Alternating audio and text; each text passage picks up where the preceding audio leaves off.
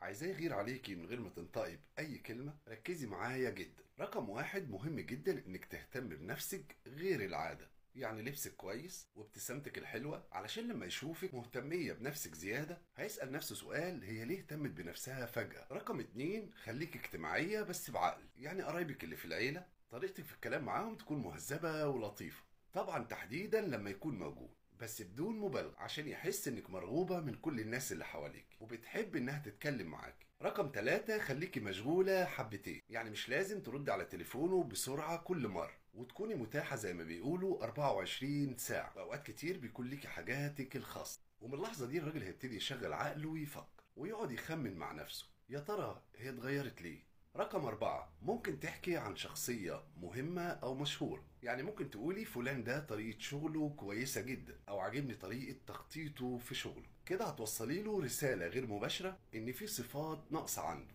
وإنك واخدة بالك من النقطة دي، فيبتدي يتشجع ويغير ويكون أفضل. رقم خمسة، امدحي نفسك قدامه. يعني ممكن تقولي له: أنا بحس كل يوم أو بشوف نفسي مختلفة عن امبارح، ومن غير ما تستني أي ردود منه. النقطة دي هتخليه يفكر فيكي أكتر ويشوفك بعيون تانية.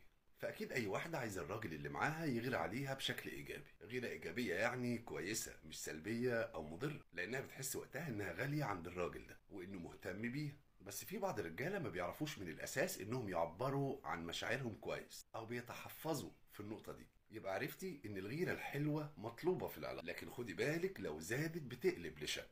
يبقى خدي الموضوع كده بعقل وبحكمة، بلطف وذكاء، وهتلاقي حبه ليكي هيكبر وهيخاف يخسرك.